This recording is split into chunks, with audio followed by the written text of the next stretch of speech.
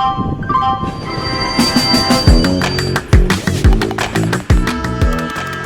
is a podcast by the News Minute, and you are listening to South Central. Hello and welcome to South Central, a TNM podcast where we put the South at the center. I am Dhanya Rajendran, your host, and joining me in the studio is my colleague and the reporting head of the News Minute, Pooja Prasanna. Hello. Okay, so we have a packed lineup this week for you. We have politics, we have geopolitics, and of course the LPG, LNG crisis. We'll have experts talking on that. So remember, South Central is a podcast which drops every Friday. We are available on YouTube, Apple Podcasts, on Spotify, and all other platforms. We discuss two important stories that every week, primarily from South India, and we also look at all the headlines from the South. Okay, so before we go to the headlines with Pooja, I have something to say. Now, the last few weeks, I think, have been pretty, enlightening, right? What can go wrong if the media is controlled by either politicians or by corporates, even the big media houses. You see how they headline something happening in Israel versus something happening in Iran. And despite being called out multiple times, we see that being repeated. We are, of course, two small newsrooms, the News Minute and News Laundry. And whenever any issue crops up in India, we have tried our best to simply bring you the ground reports because we don't have vested interest. And like we keep saying every week, we are not funded by any corporates or political parties. And whatever journalism, we are not saying that we cover every story in India, but whatever we are able to cover, we are able to do so in a particular fashion only because we don't depend upon this funding and we depend largely upon our subscribers. So this is my request to you. We just need 2,000 paying subscribers to keep the newsrooms of both News Laundry and the News Minute going. How many, Pooja? 2,000, but we wouldn't mind more. No, just 2,000. But to even achieve that number, I cannot tell you what a gigantic task that is. Just 2,000 people out of billion, 2 billion to just pay for a subscription. So think about it. Would you want to be a paying subscriber? It's just 500 rupees per month, or you can take an annual subscription. But this number is very, very important for us. Only then can we really get through this particular year. Actually, there was another interesting development this week, the TRP being suspended and how many people noticed. We all laughed about it, right? Basically, no ratings can be published by news channels. Because the news channels were being sensational about the war. I don't know what they do in other times. But, many people think this doesn't impact us. It's something funny and we move on in life. But as people who've spent decades in those newsrooms that chase TRP, we can tell you firsthand that this is how what you consume as news gets shaped. So if you want journalists who don't care about TRPs but only care about, facts and making sure that we're rigorous in our journalism, do support us because it really means a lot to our team. We are a young team. We do the best that we can. Like Dhanya said, we don't chase every story, but what we do, we try to do well. We might have slip-ups, but we need to build this community. So do stand with us. It will go a long way in sustaining us. Yeah, so now we'll go to the headlines. Yeah. 5 questions on ChatGPT will use up half a litre of water, says Karnataka Minister Priyank Kharge, as he calls for sustainable data centres. He is the IT/BT Minister of Karnataka, and he said that presently there are 32 private data centres that are operational in the state, and calling them the necessary evil essential for artificial intelligence and machine learning. This is what he came up with in the assembly. No, I think this is the next big problem which India is going to face. States like Karnataka, Andhra Pradesh are all announcing new data centers without addressing the question of where will the water come from, right? People are saying we have enough groundwater, we have enough seawater, etc. But I think the question has not been deeply looked at. And good that Priyank is at least acknowledging it and saying we look at green data centers. Yeah, and the southern states depend on these perennial rivers. When every summer we face issue, on top of it, this is something we don't need. Private schools in Karnataka propose 15% fee hike for 2025-26, citing West Asia conflict and inflation. Now, there are about 17,000 private schools in Karnataka, of which 4,000 are in Bengaluru.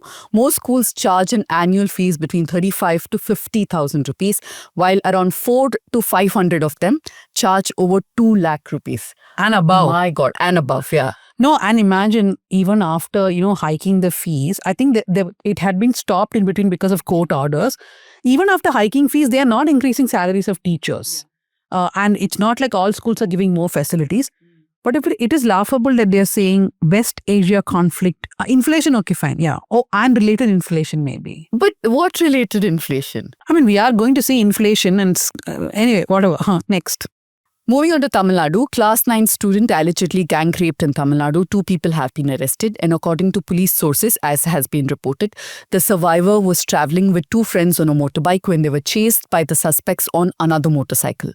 4 Dalits die in 2 months in Tamil Nadu. Activists flag pattern of custodial violence. This is something we have reported on very closely here at the News Minute. You can go and check out Chabi's work on this. 4 Dalit men have died in police custody within a span of just 2 months. And activists are alleging custodial torture and say that deaths reflect a disturbing pattern of caste prejudice within policing. No, so there have been incidents in Tanjavur, Chengalpet, Ariyallur and Shivagangai.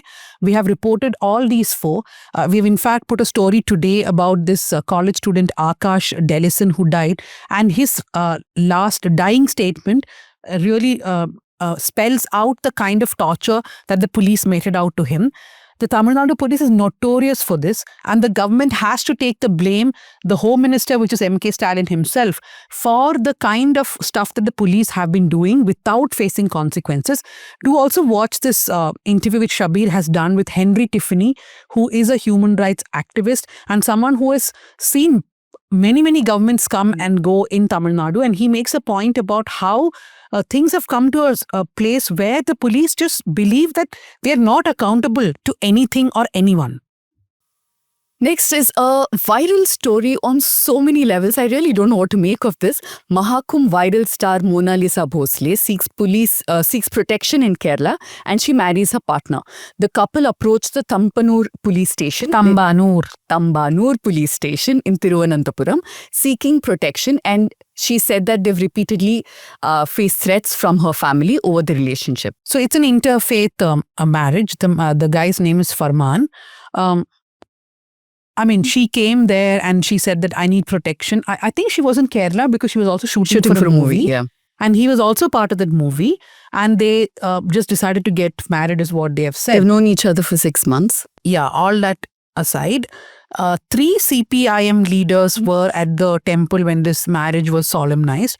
One is the CPM State Secretary M.V. Govindan, Education Minister V. Shivankutti, and the CPM Rajya Sabha MP A. Rahim. I mean, I can understand that there is a need to now, say this is also a Kerala story where an interfaith couple is coming to Kerala and they're getting married there. And this is not the first time. Mona Lisa and Farman are not the only people. We've had examples even in the recent past of interfaith couples coming to Kerala to get married because they feel they're safer there. My only issue with this, it's a very personal one, is that Mona Lisa, according to her documents, has just turned 18. And I know that she comes from a community where marriages could be happening really quick. At a young age. At a young age. So I would be very wary of really projecting this as some kind of a big success because of her age primarily. And of course, all the Sangh people are very upset that she was the face of the Kumbh Mela. Now look at it. A Muslim man has taken her away. The same community, the same people who are saying, oh, she was the face. Also, they need to look at how she was heckled, how she was treated. She had to be rescued from there. But a quick point on this Kerala story thing. I think there has been an overdose last couple of weeks. You saw that Sanju Samson episode where, he thanked God and he was like, oh my God, he's thanking all 3 faiths. Somebody had to say, idiot, that's how they pray in Kerala. So both sides are claiming everything to be Kerala. So it's a bit too much, I feel. No, I mean, it's so internalized. No, I went to Thiruvananthapuram recently and there is this place where I went to eat Faluda at this Haji ice cream parlor. But next to it is a mosque and there's a temple and there's a church. Normally, I would have just walked around without even computing this in my head. But then I told my friends who had come from Chennai and other places, say, see, look, here's a mosque. This is the real Kerala story. Yeah, I mean. Kerala government boycotts Prime Minister Modi's event over exclusion of PWD Minister Riaz. As per the information provided by the Union Minister of Road, Transport and Highways, that's Nitin Gadkari in Rajya Sabha, in Feb 2026, Kerala has contributed the highest amount, which is 5,580 crores for development of national highways. Just to give the context, Riaz also happens to be the son-in-law of the Chief Minister. Which is what the BJP kept calling him. Why should the son-in-law come without acknowledging that the son-in-law is also an elected representative who is a minister. Yeah, and a PWD minister who is relevant to this entire episode. Moving on to Telangana, the speaker dismisses petitions for disqualification of 2 BRS MLAs. The Telangana Assembly Speaker Gaddam Prasad Kumar on Wednesday dismissed the petitions for disqualifications of 2 BRS MLAs who'd allegedly switched loyalties to Congress in 2024. 10 years, and the number of times we were reported on all these people jumping parties. Velugu Matla demolitions. Telangana government issues house pattas to 412 evicted families. 2 weeks after Telangana government razed around 700 houses in Khammam district, evicting nearly 2,000 people, house pattas were distributed to 412 of the displaced persons on March 11th. Now, the demolitions took place on the 24th of February in Vinoba colony in Velugu Matla village, a colony built on land distributed under the Bhudan and Gramdan Act. No, also, again, the way in which this whole demolition was done, the way in which people were thrown out, the government has come under a lot of criticism. The same thing happened in Karnataka, I remember a few weeks ago. And here there's been a lot of political pressure with the BRS and Kavita and everyone going there. Kavita, I think, was on a hunger strike for 2 days. So, we had a guest in one of the previous South Centrals from ALF. She was saying that the whole thing about calling them illegal occupiers, that itself is problematic because the state has a positive obligation of providing dignified housing. That's the point that she made. So even in our language, right, when we call them illegal occupiers, I was thinking... Or squatters. Or squatters. Yeah, there's a problem, right? The state does have an obligation and we are like, okay, they are in that land, so just throw them away. Where will they go after that? The state has to figure out, no? And the same language and attitude is never used when it is a big corporation that has encroached land. Moving on to Andhra Pradesh, farmers face double trouble due to West Asia war and El Nino. This is something that impacted them 4-5 years ago. It has been said that, the war in West Asia is likely to impact the export of rice, banana, onion, green chilies, mango, cashew, and eggs. And it's already triggered a fall in the price of G9 banana, which is, I think, a local kind of banana. And the prevailing Without knowing. G9 banana, have you ever eaten that? No. I might have. I think, okay. It's a high variety, yeah. High means? As in, it is obviously for many days they develop it, right? Yeah. Like that. And this is a funny turn of events where Anya is telling me about plants. Interesting. And the prevailing uncertainty in the Iranian markets led to the drop of up to 500 rupees per quintal of basmati rice.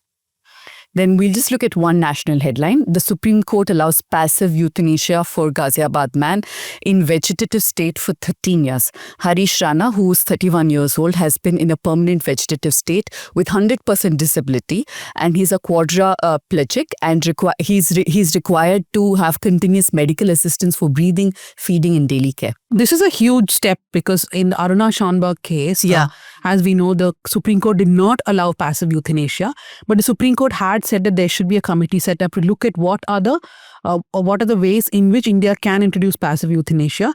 But Harish Rana's getting this relief means that the floodgates will now open because there are more people in India. There are more families who would want to apply for passive euthanasia. They can use this as a precedent. And Now, for those who didn't get the joke of why Pooja said that here, Dhanya's talking about plants. I am basically a plant killer. Whatever plants are in my house die a very horrible death. And it's a And special Pooja has talent. 900 pots in her house and every week she's repotting and potting and repotting. That's how they live or they die. Yeah. So, okay, that's it with the headlines. Okay, so the first discussion of the day is literally what everyone's talking about now, which is India going to face an LPG crisis, an oil crisis, an LNG crisis, a fertilizer crisis? So many questions really. And joining us are two experts on this. Shreya Jay is the energy lead at Climate Trend. She's also the host of the India Energy Hour. Thank you, Shreya, for joining us on South Central. Thank you. It's my pleasure and happy to talk more on this. And Aruna Chandrasekhar, she is a climate journalist with Carbon Brief. She's joining us from Mumbai. Aruna, you left Bengaluru and now settled in Mumbai. Yeah, I know. Just to face 40°C temperatures and like miss Bangalore. Oh my God, it's so nice. You don't need an air conditioner there and stuff like that. Just for our viewers' sake who say that you make talk about energy and you're sitting in these AC rooms, my AC isn't working. So yeah, I am climate adapting right now. But yeah, I miss Bangalore very deeply. Don't tell my Bombay friends. Could I just say, we don't try, but we end up finding women who are experts in literally everything. And it's a message to No, we people. try also. We don't even have to try too hard. I'm saying there are women who are experts in everything, and those channels have manuals after manuals saying that we can't find women experts. In the initial days of the podcast, we used to get letters from people saying, "Oh, it's so nice to see women talking about economy, politics, etc." Now those letters have stopped coming because they hardly see men, so they can't keep writing the same letter, right? And here are two women who are going to talk about Yeah. energy. So Aruna, we start with you. Just give us a global perspective of what's happening. I was watching this video on one of the Indian news channels which said that, oh, the LPG crisis will only hit your stuff. So, I mean, the global perspective is that we are seeing possibly the largest oil supply shock in history, right? We have already lost roughly 250 million barrels in cumulative oil supply because of the Strait of Hormuz stoppage. So, again, the world is staring at another energy crisis. And of course, with shipping that's been paralyzed, attacks on both sides of fossil fuel infrastructure, you see some of the world's biggest oil and gas facilities having stopped production. And on the 9th of March, oil prices soared about $100 a barrel for the first time since Russia's invasion of Ukraine. And there are fears of long-term disruption to global energy supplies. So, yeah, on one hand, you have Donald Trump saying that oil prices are a very small price to pay for safety and peace. All in quotes. It's already pushing import-dependent countries such as India to invoke emergency measures to protect consumers. So, we're seeing all of these disruptions across the world, and there are huge questions. There's also like price manipulations.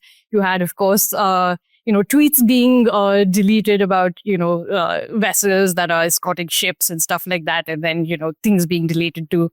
And you have the price of oil sort of dipping and then coming back. But what we're seeing, I mean, as much as it might just be discussed in terms of geopolitical disruptions, is actually, very physical disruptions to oil and gas supply. And these impacts are, countries are bracing for them, but especially countries in the global south that are as dependent on these supplies coming in. India, of course, whether it's for fertilizers, whether it's for gas, whether it's oil, we're incredibly dependent, and those ripple effects are already being seen. We're seeing how countries are responding to them, and whether it's Bangladesh deciding to shut down universities, or Pakistan putting a cap on the number of wedding guests. Also like salary cuts to cabinet ministers. We're seeing a lot of that across South Asia and India, of course. The question is, of course, a lot of this was a song called, Unforgettable. That's what you are. A lot of this was actually not unforeseeable. A lot of it was foreseeable, which begs the question of, why do countries look like they're scrambling? And a lot of this seems quite, it kind of is reminiscent. MSMEs are saying things that it reminds them of sort of the oxygen distribution crisis during COVID. A lot of people are comparing it to demonetization. And of course, we're being informed of some of these measures via tweets. Of the fact that emergency powers are being invoked, that gas allocation is going to happen to priority industry, but mostly to prioritizing it from industries to households. But yeah, those ripple effects are already, and there is so much confusion that is in the air. And that is leading to a lot of panic buying, a lot of lack of clarity of what this means for commercial LPG, for restaurants. But yeah, I think Shreya will possibly get into more of what's happening domestically. I want to just look at the India situation, Shreya, with you. While we have gotten permission from the US to buy crude oil from Russia, LPG is something that is, I think, around 60 to 70% we import our requirements, and 90% of that is from the West Asian countries, right? And all of them, 90% of them pass through that very tricky area right now, the Strait of Hormuz. Tell me something. We have known this for a while. There were attacks against Iran last year too. Is like Aruna said, this was in the offing. We knew. So could we not have diversified where we get our LPG from? Yeah, thanks for addressing that. Absolutely. I agree a diversification would have absolutely been required. And it is not just diversification, but the whole planning per se.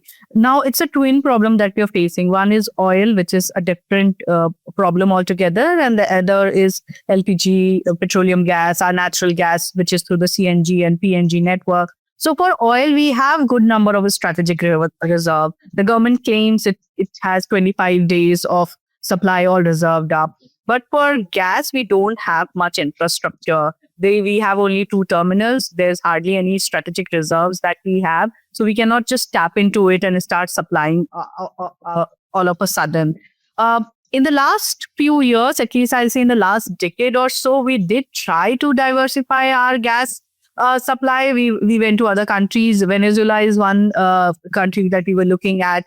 We'll see who will now own that country. So India did try, but we have not diversified our basket that much. There are 2 major reasons for it. One, that we have a strategic partnership with West Asian countries, and we did not want to disrupt that. And every time India or Indian public sector companies have tried to do that, there have been some sort of tension between our existing partnership with the West Asian countries. That is the strategic part. The second part is that we were relying on a lot of domestic activities or domestic policies to be successful.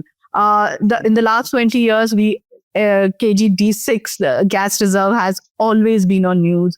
We were overpromised a certain amount of gas supply from that block, which never came. And on the basis of that overpromise, there were plans were made, gas power plants were planned, a CNG, PNG network was planned, but that supply never came. Then later, towards the last decade, there were plans to, introduce natural-based gases such as, compressed biogas, ethanol blending, etc., so that, our dependency on fossil fuel reduces while we also introduce sustainable fuels. It has been a success to a certain extent. Like, the program is laudable, the ambitions are laudable. It has made a certain degree of success, I would say. We have more than 5,000 compressed biogas plants. It sounds huge, but compared to, gas processing that we have in the country, it still is less. The companies that supply gas to our households, such as Indraprastha Gas Limited, Mahanagar Gas Limited, etc., do have ambitious plan to, increase blending of CBG, which is compressed biogas, to 5%, 10% in the next 5 years or 10 years. But that is moving at a slow pace. So I see a culmination of all these efforts not leading towards a singular goal has led us to this point that where we are invoking the Essential Commodities Act, where we are asking commercial industrial consumers to not buy LPG, because we are suddenly faced with this shortage and we don't have much alternatives.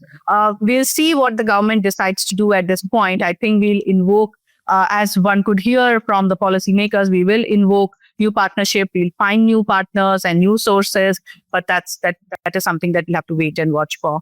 No, so even if we have new partners and we strike new deals, the time is what is crucial here, right?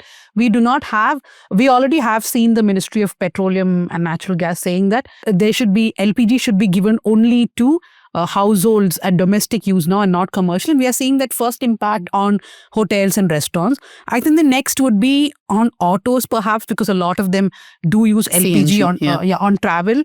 And then it will have a trickle effect on various small But there are several industries. other industries, right? Like ceramic industry, metal foundries. Apparently, a section of the textile industry also uses gas. So. Yeah. No, I was reading this International Energy Agency's report, Shreya, which gave the Indian oil market outlook for 2030. Now, one thing that they note is that India has had 2 caverns for LPG storing, one in Visakhapatnam and one in Mangalore. But all our plans of developing more caverns have really not reached anywhere because of various problems, right? Including land acquisition. Right. No, you're right. There are a lot of challenges. So, going and acquiring and going and setting up a new partnership seems to be a long-term plan. As I can understand, the short-term plan is to invoke whatever partnerships were in the process. We're looking at Norwegian supply as well. So maybe that would be something, and American gas, but that will take a lot of time for us to get there. So I think that the plan is for some pit stop measures to restock our supply. I think India has refused to IEA's demand to use our strategic reserves. So I believe that we are looking at some non-Middle Eastern partners that we can immediately source gas from. yesterday there was Mark Carney, Canada, announcing that India and Canada would have a long-term agreement on LPG supplies, which is also interesting. But yeah, I mean, we're talking about so many different households where that's how many LPG households, that's 32 crore active domestic LPG connections and annual consumption of around 31.3 million tons. Again, 90% from households itself. But yeah, I mean, those caverns and the strategic petroleum reserves are in Vizag, which is my hometown. But yeah, of course, they're between the caverns and building a new data center. I think they will have few challenges, and especially in a city that's kind of water prone. But yeah, we're seeing, I mean, the fact that they mentioned that these issues will be resolved in a day or two. The suspense is really killing. And that's, I mean, other countries are sort of taking various different measures of, either keeping the public informed, engaging them, 4-day work weeks, or even, in terms of transport. Even in Myanmar, the junta itself has also said that, okay, they will be, reducing and asking private vehicles to rein and take some measures, in a power outage ridden city of Yangon as well. But here, lack of clarity and in terms of communication, and considering that there was plenty of time for a heads up, the fact that, of course, that's something that could have been communicated, but we continue to see, again, today's lack of clarity of, okay, commercial LPG, will these connections not benefit? Are looking at the amount of uncertainty around the restaurant industry. We're talking about gig workers. So yeah, I think the lack of clarity here is especially concerning, considering how many sectors are vulnerable, how many people are, where, again, fertilizer imports, how is that going to impact agriculture? And this is not something that's, even if the crisis ends in, you don't know whether in weeks or by the end, it'll continue to have ripple effects over many months. No, but this whole thing of not having proper communication, opaque communication is not something new for this government. It's a defining feature of this government. Even the pandemic we saw, right? Till the last minute, there is no problem, everything is hunky-dory, and then suddenly lockdown. So I think even now, when we say there is going to be an LPG crisis or that hotels are already shutting down, there are 10 people saying, don't exaggerate, nothing is going to happen. And the government itself is saying, no, we are going to manage. There's no real chain of communication as to how should households be preparing, how should industries be preparing. I, in fact, saw one influencer, I don't remember his name, his video had millions of views where he is telling people, go buy induction cookers. Then just for fun, I went and checked on Amazon one induction stove, which a friend of mine had put on a group the previous day. It was already sold out.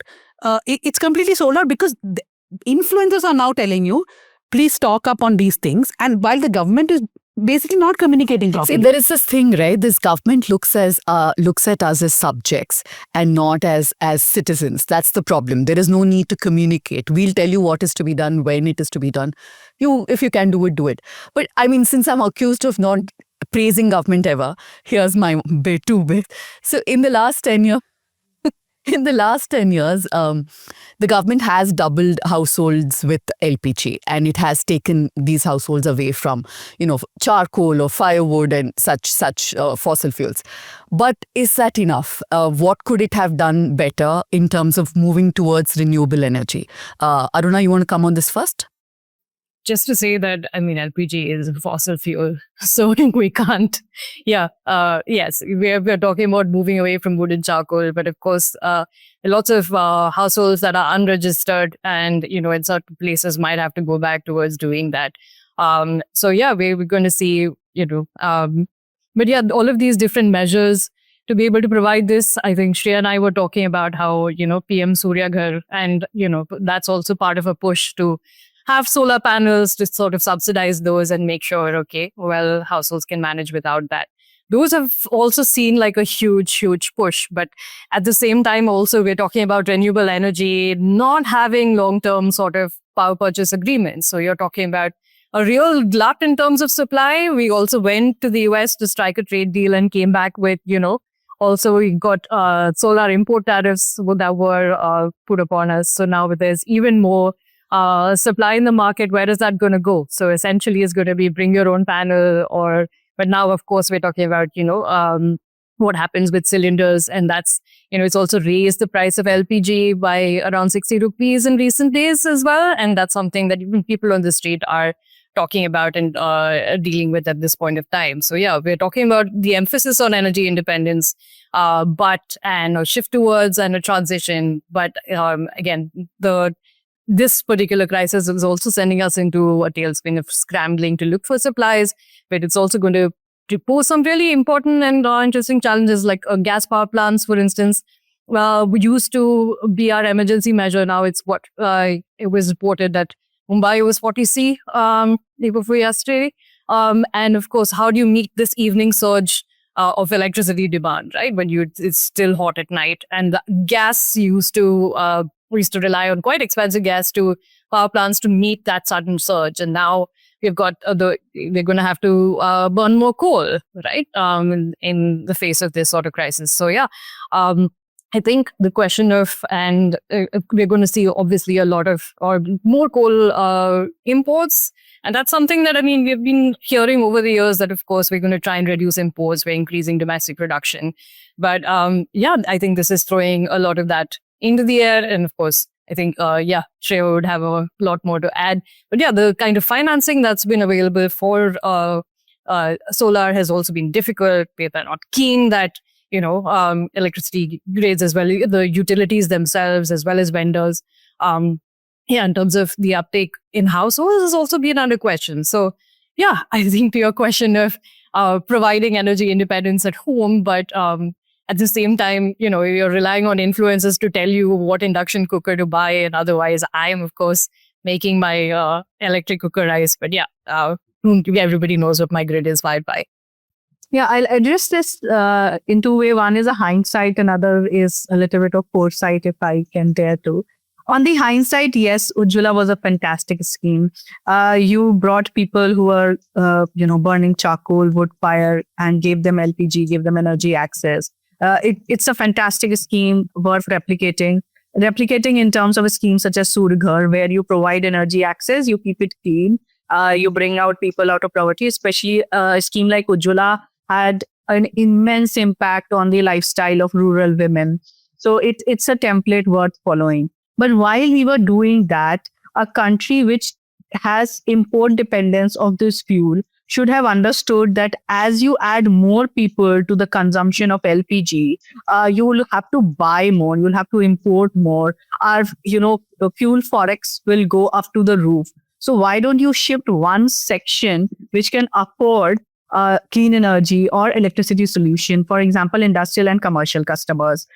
There were schemes that were planned so that industrial and commercial players shift to, electricity, meet their energy demands through either electricity or through clean energy solution, be it rooftop, be it decentralized solar solutions, be it anything, or, have their own compressed biogas station, source ethanol, etc. But none of it happened in terms of a structured policy where you are mandating these industrial and commercial customers to go for green energy so that your bulk of demand gets taken care of while you're catering to this social scheme of Ujjwala where you are mandated to supply to them. Now that's the hindsight. On the foresight, I think this is the time now for the government to sit up and take notice on what are the customer zones to which you can take away that load and give it to these social circles whom you have promised free cylinders, subsidized gas, subsidized electricity. And I think industrial and commercial segments are your biggest consumers who should be shifted to green hydrogen on a mandatory basis, who should be shifted to CBG on a mandatory basis. And we do have some plans. There is a carbon trading plan that is coming up. We have the CBAM landing over us. And I think this is the perfect time where you can ask your biggest customers who are right now scrambling for commercial cylinders, etc., to plan for the future. And this is the best time to do that. Electric cooking is one thing that should get some sort of policy focus. There is a very interesting paper, slightly ambitious, but very interesting data. It's by Purva Jain, who is the lead energy specialist at IPA. It talks about adoption of e-cooking following the blueprint of EV adoption in India. We have seen EV scale up significantly, at least in the urban parts of the country, which is again the same clientele which can shift to e-cooking or these induction cookers that Dhanya is looking for. They are your perfect candidate for that. And I think there should be some focus on that front so as to minimize your load, minimize your forex outgo. So I was listening to this author and teacher from Johns Hopkins, Wali Nasser, who's an expert in Iran, and he's written a book also. So he was saying, it was quite shocking. He was saying the first 12, 13 days of the war, which is what we are on today, will be defense. And where Iran will defend, and the next days will be offense, where they will actually start attacking. Because, and he was also saying that, America is priding itself on the fact that the supreme leader of Iran has been taken down. But he says the supreme leader, though, was a hardliner and he had problems with the West and Islamic State and all, and he was Islamic State. Basically, he was also someone who was reticent, and it was his fatwa which made sure that there are no nuclear weapons in Iran, and this is his explanation, and that he also stopped Iran from developing weapons which could go 5,000 kilometers and above or something. So with him now no longer there, it is the unhinged people who are in power in Iran in various levels. And so Wali Nasser says that it's now that the offense will begin. Now that is very worrying for the world, right? Like what both of you were saying. Yeah.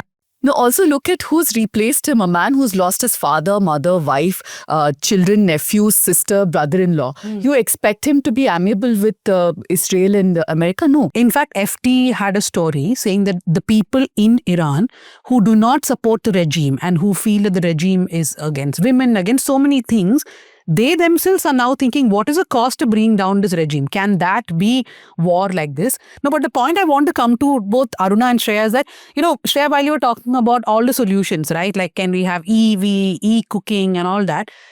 As a journalist who covers any sort of disaster, what I've noticed is that once a disaster happens, we always talk about solutions immediately. And it's not just people, the governments are also talking about solutions. When there's a flood, we're talking about protecting mangroves. When there is a landslide, we are saying, let us increase our forest cover, let's not do mining. 5 days ago, the first blasting of the rock for the Wayanad Tunnel Road was done in Kerala, despite so many people saying, do not have a tunnel road. We do not know if our oxygen supplies have increased after COVID. Next time, if there's a pandemic, we do not know if we have more oxygen supply because the government is not transparent about these things, right? Here is a crisis again. But I don't have too many hopes that we are going to learn from the crisis to actually solve things, to have solutions. Maybe a little, but not on a large scale. Aruna? Wow, what a question.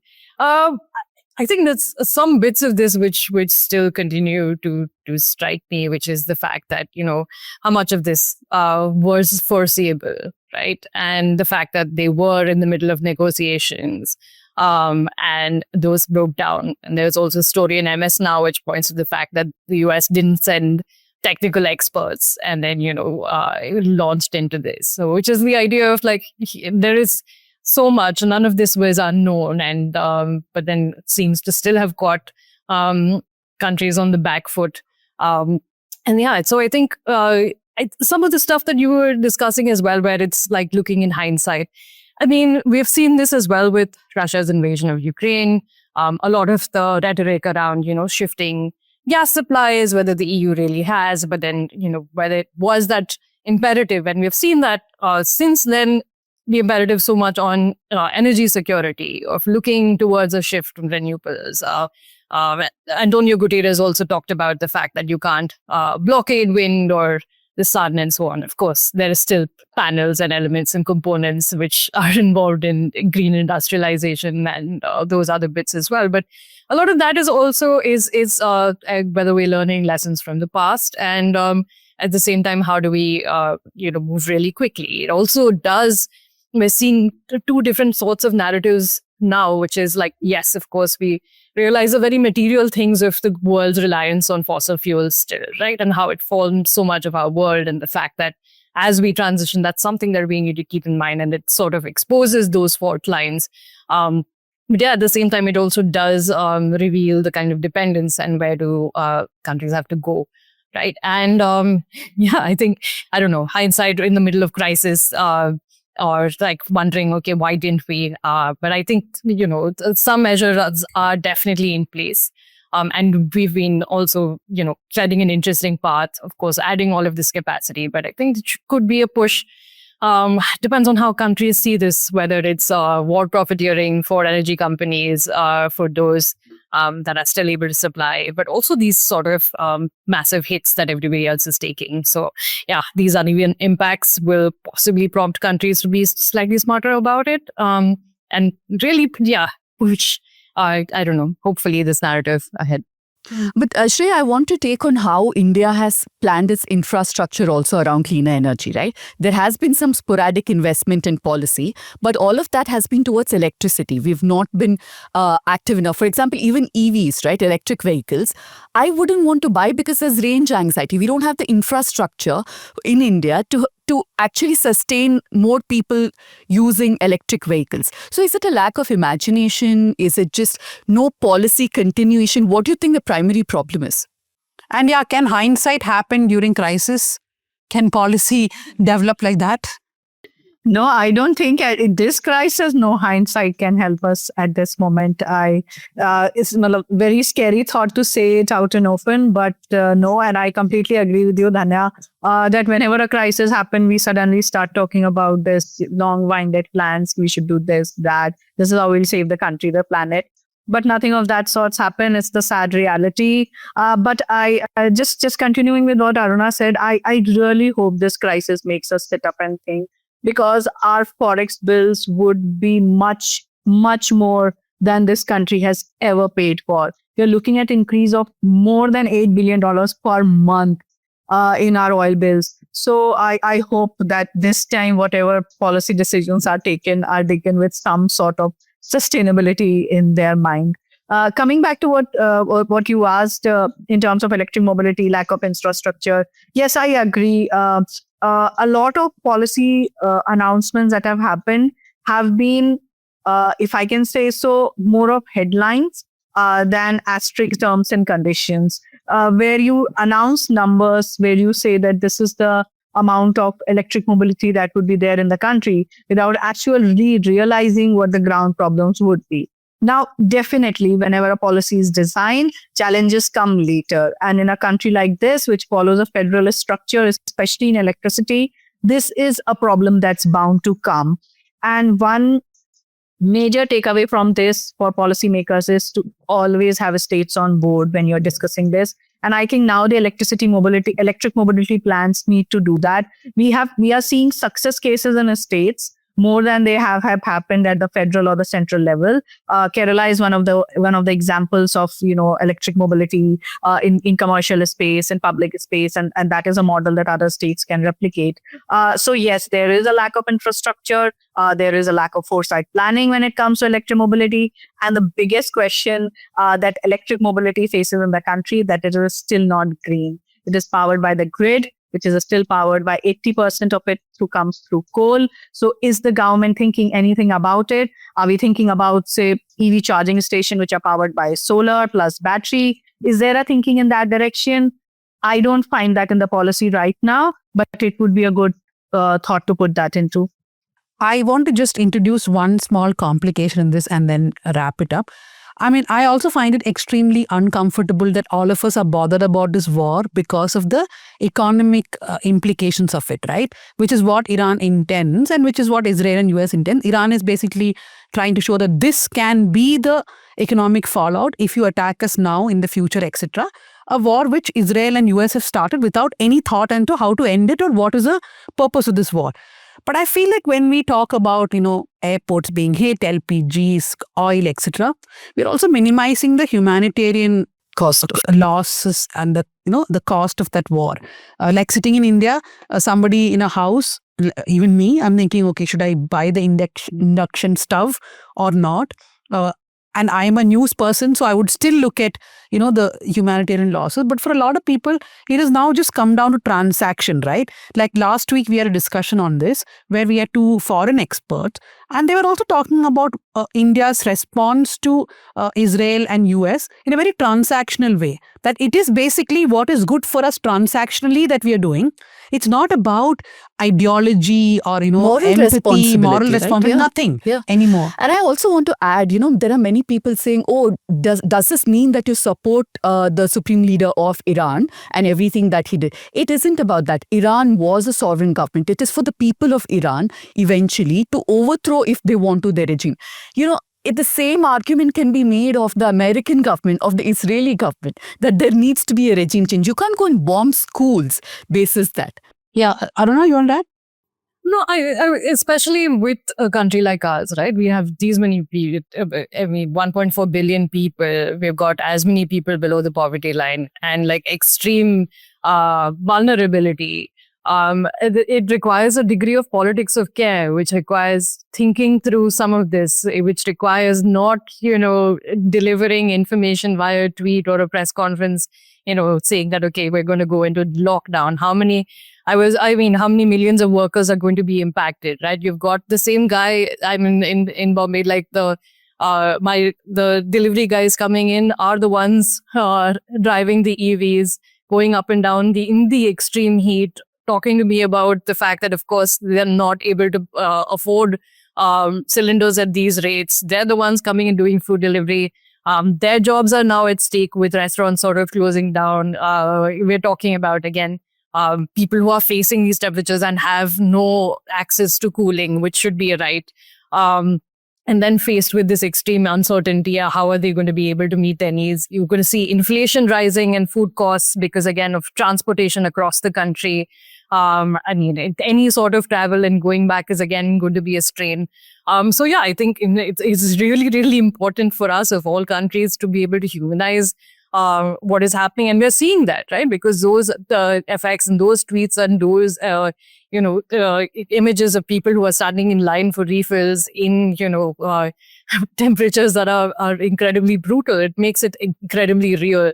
I think for others are just like looking at Brent prices going up and down. I think for us, those are very visceral impacts that we are already seeing. And I think it requires a politics of care and planning that, that both lets the public in and think slightly longer term versus like, okay, where is the next gas deal and who's going to, help who open a new refinery in Texas. So, yeah. Yeah, on the point of politics of care, we have been talking about what the federal government can do, but I think this is a time where local government bodies, local politicians need to step in. We are talking about households, but we need to look at the impact this crisis will have on the hawkers economy, which not only would face heat, but would also face high fuel prices and maybe shortage altogether, no supply to them. And that is a good chunk of, civic population that gets impacted, which only a local government can take care of. I have not seen much of, state governments or local governments, local councillors come forward and address this problem at the most local level, where you can, talk with these hawkers, you can provide them with some sort of support. I think that needs to kick in. Whatever happens at federal level, trade partnership, gas partnership is something very, very long term. As we were talking, there need to be short-term solutions. And these short-term solutions need to come from the local governments, local bodies, municipal bodies, who need to take care of this chunk of, the civilian population that will get impacted and maybe lead to some sort of social unrest, which can be prevented in time if we think through properly and in time. No, but I don't know whether the trickle effect will happen immediately, because there's a veneer of everything is okay, right? That we are taking care of. So when that messaging comes from the top that, hey, we are cool now, we will deal with this, that's the same thing which everybody till the municipal body is going to now sort of think, right? That, okay, we will somehow tide through this crisis till it really hits your face. I mean, all this, of course, if the war goes on, by any good luck, if this stops immediately, then we can just do the planning. Yeah, but just to close on this, Anya, I think we pride and we often talk about leading the global south. But we have, time and again, we've shown that we're happy to allow people people in Iran, people in Palestine, to be completely butchered, for a lack of better term. And we don't even have the voice to condemn that. I think we need to start thinking more innovatively for people elsewhere and people within. These are solutions that are going to keep hitting us every time, let's say, a superpower like China decides to do something, Russia, US, Israel. So we have to look at ourselves first and not really be bothered about who we are friends with without keeping our interest, our people's interest in mind. And it's time that we look at ourselves from that perspective and not just about US is our ally. But what does that mean? Are we getting anything from it? So yeah, rethink is needed. Yeah, and also I think there's a whole rethink needed for the media coverage. Like today I was reading a story about how Jaishankar, the foreign minister, apparently had a talk with somebody in Iran, and Iran has said we will allow Indian ships to pass. But the same article should ask a question, right? Then why was a Thai vessel which was supposed to come to India bombed by Iran? So did Iran say we'll only bomb those, not bomb Indian vessels, but we will bomb vessels from other countries coming to India? So there's no clarity really. Anyway, thank you very much Shreya and Aruna for joining us here on South Central and explaining to us hindsight, foresight, all kinds of things and what we should be prepared for. So I hope you're ready with your induction stuffs.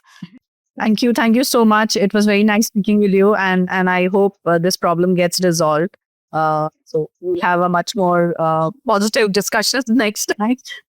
Fingers crossed. Thanks so much for having me. Big News Minute fan. Thanks, Tanya and Pooja. And yeah, I'm going to try and see if I can get my air conditioner fixed for the rest of this. But yeah, I'm less optimistic than Shreya. But yeah, let's see how this rolls. Yeah, more power to you.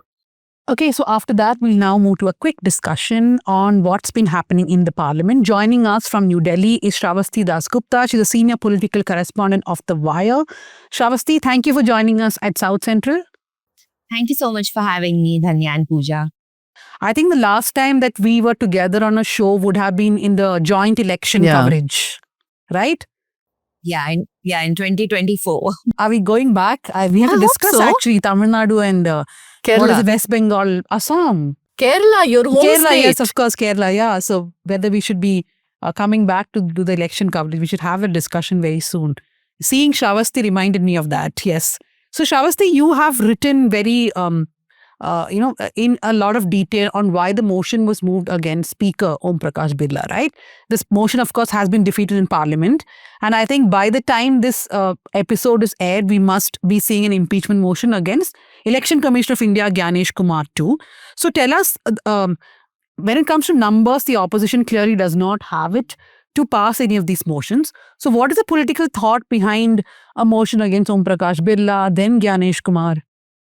So I think, Dhanya, the point is that it's not about the numbers. It's about a political statement that the opposition is trying to make. It's about the fact that institutions are under attack, and it's about safeguarding the constitution is what they're saying. During the motion against the speaker also, several opposition members said in parliament during their speeches that we are very pained to bring this motion against the speaker. We personally don't have anything against him, but this is about safeguarding the constitution.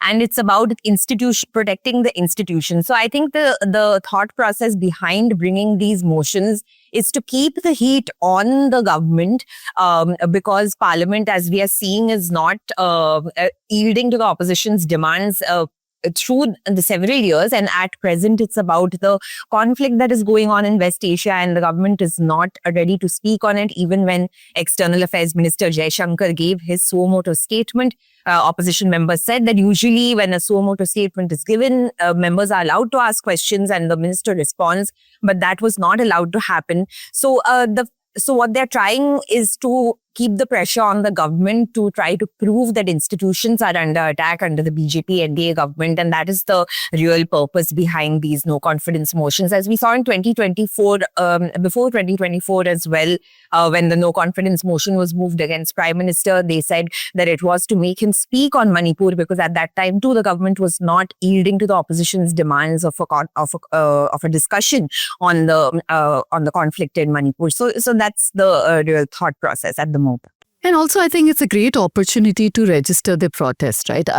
It's not enough that you just move it.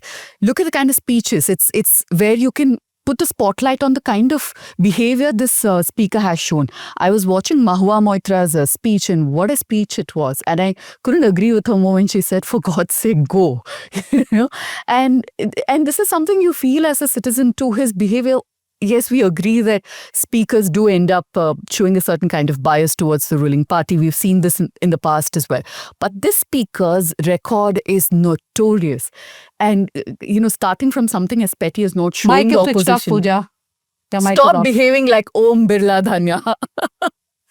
But just look at what he's made Parliament into, right? It's like BJP political rally. Every time Modi comes, there are chants of Modi, Modi, and this man is sitting and smiling gleefully. And when the opposition is speaking, their mics are switched off. They're not given enough time.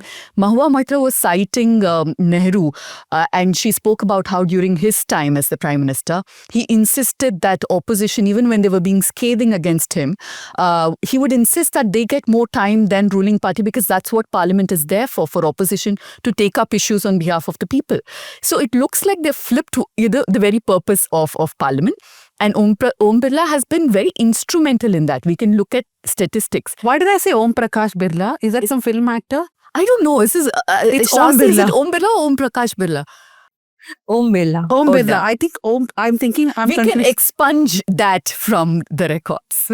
But I think what's really interesting yesterday also, I mean, since this whole motion was moved against Birla, the panel of chairpersons who were presiding over the proceedings during the no confidence motion, they were behaving in the exact same way and for the same reasons that the motion had been moved against Birla. They kept saying, no, you cannot speak about anything else. I mean, when opposition members are building up to a context, they're saying, no, you speak on the speaker. So they were saying that to speak about the speaker, I need to say what happened. For instance, when Gaurav Gogoi was talking about how Rahul Gandhi was stopped during the motion of thanks debate and referring to General Naravne's book, Jagadambika Pal, who was presiding over the proceedings of the House, he kept saying, why are you talking about this? Talk about the speaker. The motion is about this speaker. So he said that I'm trying to build context to what the speaker said, but that was not being allowed. And then even during Amit Shah's speech, it was that time they completely forgot that the motion was against the speaker. Amit Shah's entire over 1 hour long speech was only about Rahul Gandhi, his attendance, his foreign trips,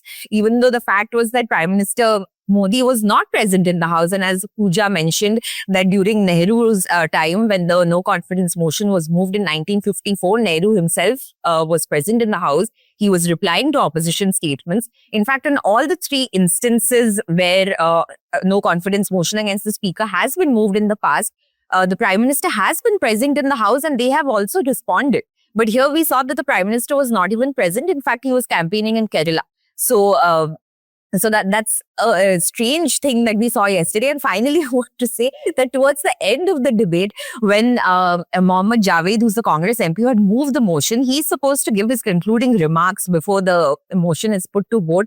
Because of the uproar in the House, because of what Amit Shah had said, the unparliamentary language that he used, Jagadambika Pal quickly put the motion to vote by voice vote. The opposition were in the well of the House. Mohammad Javed could not give his statement. So the whole point of why the motion was moved was kind of visible in the hours of the discussion itself. Yeah, speaking of unparliamentary language, I think one of the most shameful things the speaker has done is when Ramesh Bituri said the kind of things, and I think we need to repeat it, when he called Danish Ali a Muslim terrorist, apart from also using a communal slur.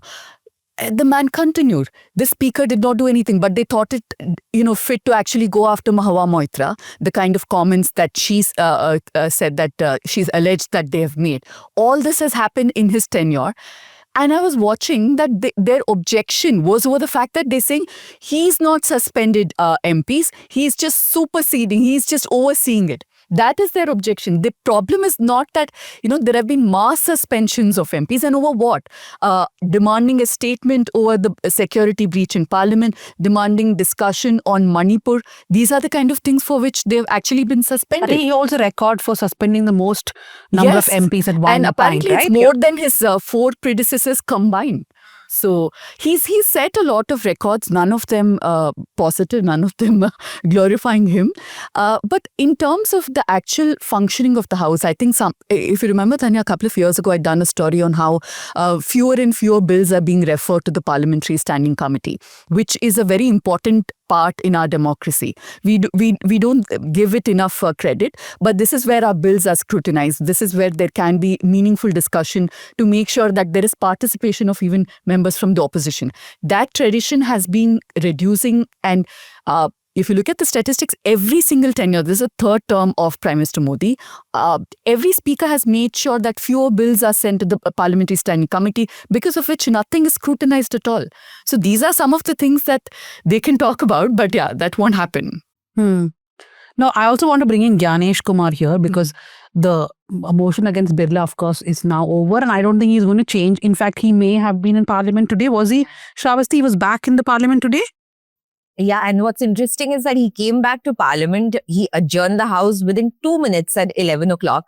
And he said that, aap Prashnakal nahi chalana chahte. Within 2 minutes, he adjourned the House. He came back at 12 o'clock and he gave his remarks on the no confidence motion moved against him, in which he said, 2 दिन बर्बाद हो चुके हैं, नष्ट हो गया है सदन का समय, और now we should make up for the time that we have lost in holding this no confidence motion debate against me, and the people of the country are watching. I mean, people of the country are also watching how things are happening in Parliament. And then again, Rahul Gandhi was not allowed to speak. He wanted to make a statement on West Asia.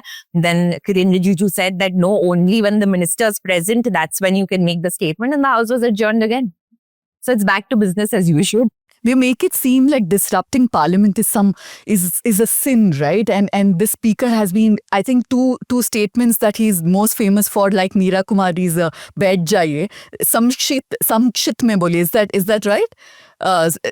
Speak in summary or finish it fast, something to that effect. Something Danya keeps doing to all of us. Yeah. And his speaker, mic off. No, but I'm just saying, though we are saying... No, I just wanted to quote, Sushma Swaraj, somebody who's a veteran from BJP, who time and again said that disrupting Parliament, opposition disrupting Parliament is an essential part of democracy. Because this is also us saying that you cannot just bulldoze your way through everything. I think this government would do well to remember that. No, but I think this whole, culture of reverence, right? From childhood, you're told not to speak against your parents, any person who's older to you, elderly people, principal, teacher. It's the same thing that we follow till the Parliament, where everything should be like a classroom and people should not oppose, no dissent, nothing. No, though we are talking about Om Birla in jest, this is a very serious thing, the erosion of institutions and how he has conducted himself as the speaker. But unfortunately, I think a lot of people are not even watching these political developments with a lot of interest, because at the end of the day, like how I began this session asking, what is the point? The numbers are not there, right? The political messaging, I think, is lost. I want to now just go to Gyanesh Kumar. We published a profile by Sumedha Mittal on Gyanesh Kumar. And there's a very interesting element in that profile. So when Gyanesh Kumar took over as the CEC, remember he's the first CEC to take over after the whole committee was overhauled, where the Supreme Court Chief Justice was no longer part of the committee, but it was just the Prime Minister, the leader of the opposition, and one minister brought in by the Prime Minister, which was Amit Shah, wonder of wonders. So when Gyanesh Kumar becomes the CEC, and one of his first things is to ask for the SIR, Special Intensive Revision, Congress immediately dispatched people to Kerala, because Gyanesh Kumar is a Kerala cadre IS officer. So they wanted to make a dossier on him, and Sumedha reports on this dossier. The headline of the dossier is Amit Shah's henchman. Okay, like very creative. But it goes on to talk about what all Gyanesh Kumar has done in the MHA, which was his previous posting, how he was instrumental in the Article 370 abrogation. And then after his retirement, he comes into the CEC, and there too a very, very combative role, right? Like he has positioned himself as the government's man versus the opposition. And in that profile, she actually talks about how, I've also covered the Election Commission of India, very brief period of time in Delhi, but everything was on record. There will be press meets, there will be interviews. But after Gyanesh Kumar came, there is this whole culture of off-record briefings where stuff will be just given to reporters and everybody's reporting. Plants. Yeah, like PTI reported how Bangladeshi undocumented migrants have been figured in Bihar. But eventually, when the Supreme Court asked what is the number, the Election Commission of India did not have any number. So do read that profile, which delves into this whole change in Gyanesh Kumar, where when he was in Kerala, both the left and the Congress loved him. Despite there being a suicide of a Malaysian contractor alleging corruption by the PWD ministry, which Gyanesh Kumar was secretary of, and a vigilance case against him, the left never targeted him or isolated him because they felt he was our man. So basically, he's pro-establishment, whoever is part Exactly. of. So it's a very interesting profile. The Congress too is very close to A.K. Antony, K.V. Thomas. Do go read it. But what is your sense about Gyanesh Kumar Shravasti? Also because the TMC has taken a lot of interest in this. The TMC is, of course, has been asking everyone to sign on the impeachment motion. Again, there will be no numbers. But Gyanesh Kumar, I think, is a more easier person to convince the public, right? Because people have been watching his press meets and how he conducts there.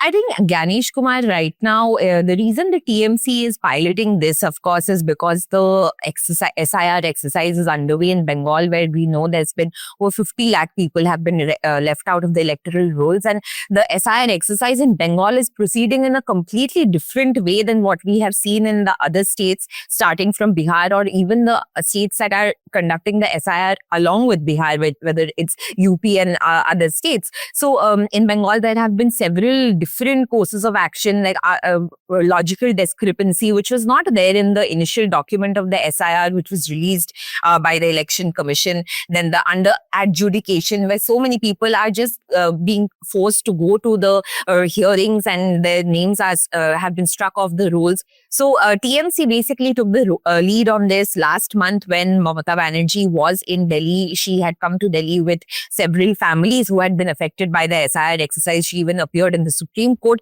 At that time, she held a press conference here in Delhi, and there she said that her party would not be opposed to backing any impeachment motion against Gyanesh Kumar. Back in August also, after Gyanesh Kumar addressed that press conference, that first press conference after the Bihar SIR, where journalists kind of really jumped on him because of the bizarre statements that he was giving. After that, there was some talk in the Opposition India Alliance that they were moving an impeachment motion against him, but that was not proceeded upon. But now, after Mamata Banerjee came to Delhi, the TMC has taken the lead on this.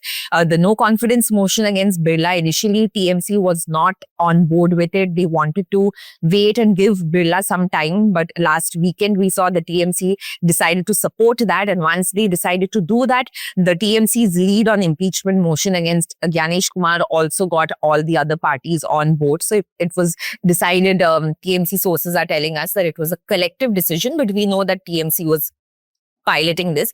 And right now we do know that so in the Lok Sabha, over 100 MPs need to sign it, and in the Rajya Sabha, over 50 MPs need to sign it, and for the notice to be admitted. And earlier there was discussion that they would be moving it in either house, but right now they have decided that they will be moving it in both houses. So it's not going to come up in this session, but it's definitely a political statement. And I just want to say that in the meantime, while all this is happening, I'm sure you both must have seen as well, but also for the benefit of our viewers, Gyanesh Kumar is right now in West Bengal, and he has been really touring West Bengal's temples and I don't know, behaving like a politician, one would say. He's going to Belur Math, he's going to Kalighat temple, and you know, scenes that we see politicians doing when they're touring a state. They will go meet all this. So I don't know what the messaging is out of this. Why is the Chief Election Commissioner going, even if he is going to temples, why are we seeing so many pictures of him doing so?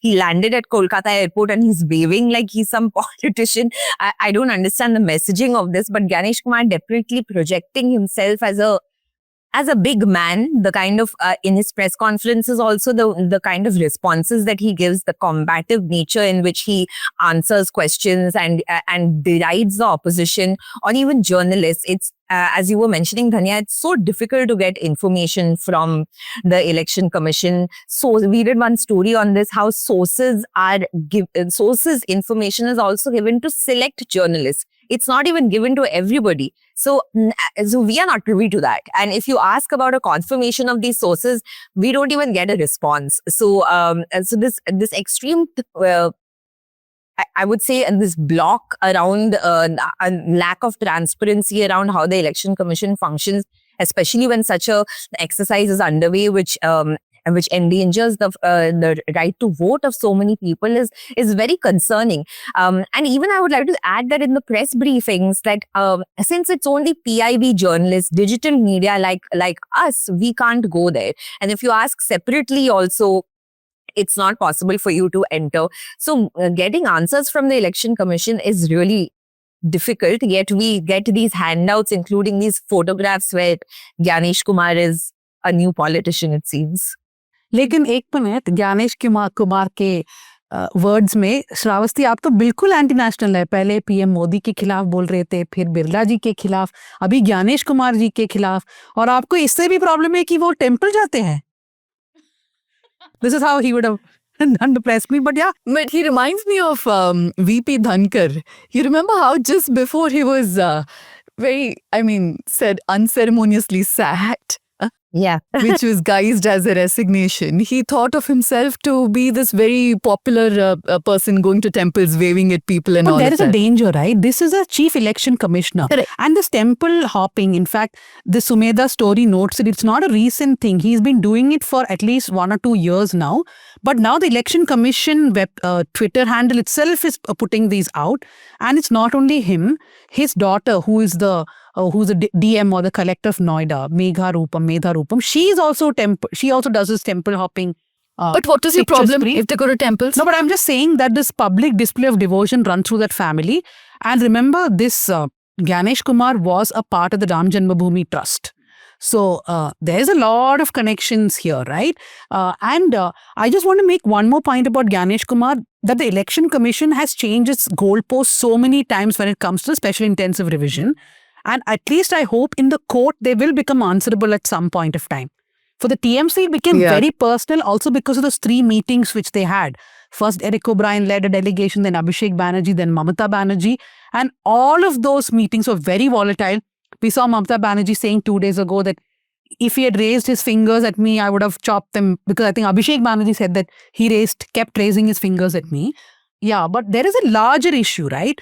That here you have a CEC who is temple hopping, putting these pictures out, who thinks that he has to take on the opposition as if he is part of a political party. Yeah.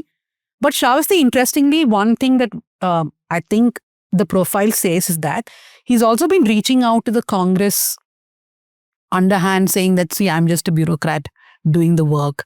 Why target me? And that is not just in the profile. It has actually been written by someone else in an NDTV column also, saying that there is a bureaucrat who's reaching out to the Congress. So maybe Gyanesh Kumar is not all as brash as he's projecting himself to be.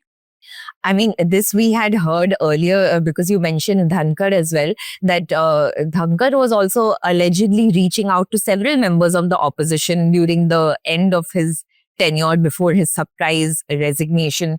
So that he had been in touch apparently, allegedly, with members of the Congress, a party which he had been a part of before, as well as the Aam Aadmi Party as well. So I would not be surprised if Sumedha's report is saying that he is in touch with several members of the opposition as well, because there is I would think they would like to maintain good relations with all parties in case tide changes at any point. But right now, I think Gyanesh Kumar is facing a lot of questions, and also because, I mean, if you remember in December when the discussion on the electoral reforms was taking place in Parliament, that time also the government was very reluctant to speak about the Election Commission at all, that it's a constitutional body, it cannot be discussed in Parliament. So the entire opaqueness in which the Election Commission is functioning and the way the SIR is proceeding, different states having on different goalposts. As you mentioned,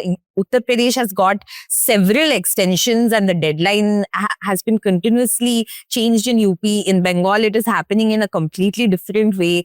So in Bihar, we saw, as you were mentioning, the number of foreign illegal immigrants were found. The final numbers did not reveal any number of foreign illegal immigrants. Yet that same rhetoric is being used by Amit Shah in election campaigns ahead of the state elections. So there is no doubt that the Election Commission's work is also being used as political campaigning fodder.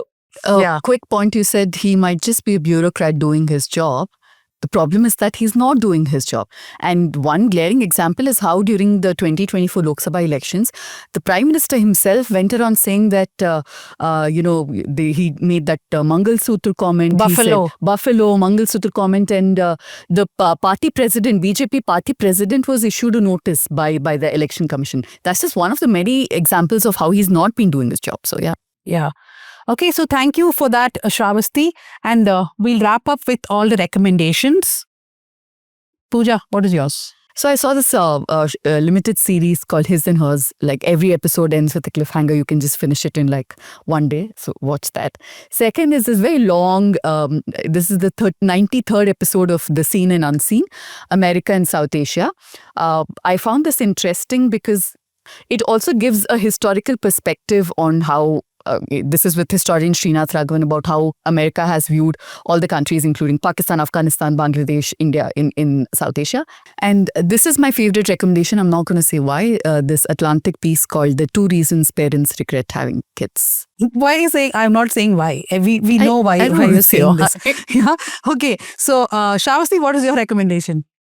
I have 2 recommendations. One is a little... might be a little crazy. One is that I would urge everybody to watch Parliament. It's in session, and a lot of questions that are being asked about how the opposition behaves, and some media outlets write only negative stories. I think it's a good experience for people of our country to watch Parliament and see what is going on. It's a very triggering exercise, but you should see how things happen in Parliament, how the government behaves, how the opposition behaves. That is one. And the other recommendation I have is that perhaps it's a little late, but I recently saw it. Freedom at Midnight has come out with its second season. And I thought it was better than the first season. And it's interesting because the whole season talks about the assassination of Gandhi, but eventually it does not really address the question of who assassinated Gandhi. So I think it's an interesting watch for our times. What am I watching in dark times when I'm not watching Al Jazeera and pacing up and down like a South Asian dad? I am watching Night on Earth, which is a series. It's on Netflix, which documents animal life and biodiversity across in strange regions. I was just watching, of course, the Arctic episode and polar bears. To see what their nightlife is like.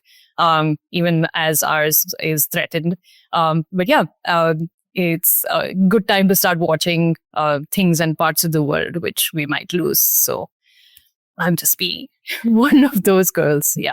So Night on Earth, it's on Netflix and it's incredible and it's shot in using all kinds of interesting infrared and otherwise cameras. Of course, whether that's invasive or not, but it does show you parts of the natural world that you don't get to see otherwise. I'll continue with the womanhood recommendations here. For any of your listeners who want to know about India's oil and gas stories, if you want to listen to our podcast, there's this fantastic journalist, my former editor, Jyoti Mukul, who recorded an episode with us at the Indian Energy Hour. It's called The Slips and Hits of India's Oil and Gas Story.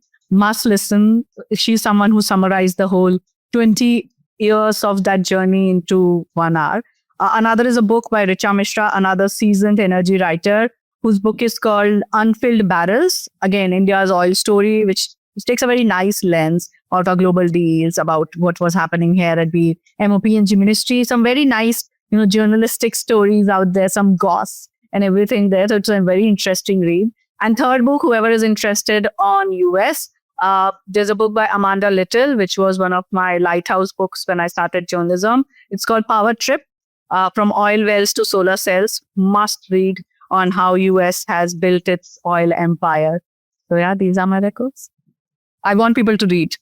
Okay, I haven't had time to read anything because half my week was spent talking to lawyers. I had to appear for a case. We're fighting 2 cases, etc., etc. So I'm going to recommend 2 very easy watches. One is Shiv Shankar Menon's interview on The Wire with Karan Thapar, where he makes some really fantastic points about India's silence in this entire Iran-Israel-US conflict. Another one is a video on this YouTube channel called Novara Media. It's an interview with Wali Nasser. It's a really interesting interview where he talks about how Iran is viewing this conflict. So 2 war-related videos from me. I think it will be definitely more peaceful than watching the parliament. But do watch the Or parliament. watching news channels. Yeah, watch both, watch all of it, read all of it. So that's it. Thank you very much to my producer, Bhuvan. Thank you, Ajay, our production assistant, Yana, Sukanya, and Jasim Ali. Thank you, Shravasti, for joining us. Thank you. Thank you so much. So that's a wrap to South Central this week. Do join us next Friday when we come back with 2 topics to discuss.